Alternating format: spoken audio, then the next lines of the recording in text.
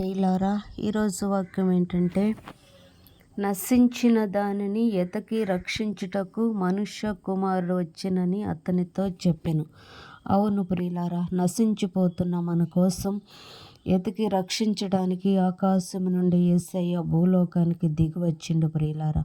ఆయన ఆత్మ ప్రతి ఒక్కరి మీద సంచరిస్తూ ఉంది. ఆయన దృష్టి మన మీద ఉంది ప్రియులారా. ఆయన దృష్టిలో మనం పడినామంటే మనల్ని ఎంతగానో ఆదరించడానికి ఆయన సమర్థుడు ప్రియులారా.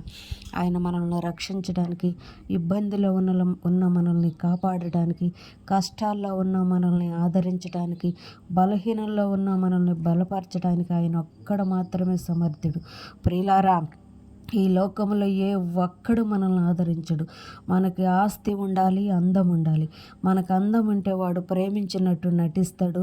ఆస్తి ఉంటే ఆదరించినట్లు నటించి మన ఆస్తిని దోచుకుంటాడు. మనకు అందం ఉంటే ప్రేమించినట్టు నటించి మన అందాన్ని దోచుకుంటాడు ప్రియులారా. అంతేగాని మనకి జబ్బన్న రావాలి, డబ్బన్న పోవాలి. దేవుడి సన్నిధికి రావాలంటే మనకి డబ్బు పోయినప్పుడు మనం వాడిని ఎక్కడ డబ్బులు అడుగుతామోనని ముఖం సాటేసుకొని వెళ్ళిపోతాడు. అలాగే మనకి జబ్బు వచ్చినప్పుడు హాస్పిటల్కి ఇంటికి తిరుగుతుంటే వాళ్ళని మనము డబ్బులు అడుగుతామని పక్కకి వెళ్ళిపోతారు.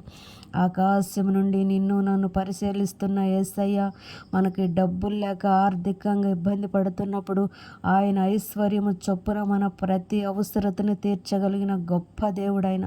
అలాగనే మనము శరీరానికి జబ్బు వచ్చి హాస్పిటల్కి ఇంటికి తిరుగుతున్నప్పుడు పరమ వైద్యుడు ఆయన అయ్యుండి మనకి అనారోగ్యాన్ని తీసివేసి సంపూర్ణమైన ఆరోగ్యాన్ని ఇచ్చి పరమ డాక్టర్గా, పరమ తండ్రిగా ఉండి మనల్ని ఆదరించి మనకు ఆరోగ్యాన్ని ఇచ్చి మనల్ని బలపరిచి స్థిరపరిచి ఈ లోకములో నిలబెట్టి మన పరమ తండ్రి అయిన, ఒక మాటలో చెప్పాలంటే ఆయన మన నాయన, మన పరమ తండ్రి మీద మనం ఆనుకొని ఉందాము ప్రియులారా.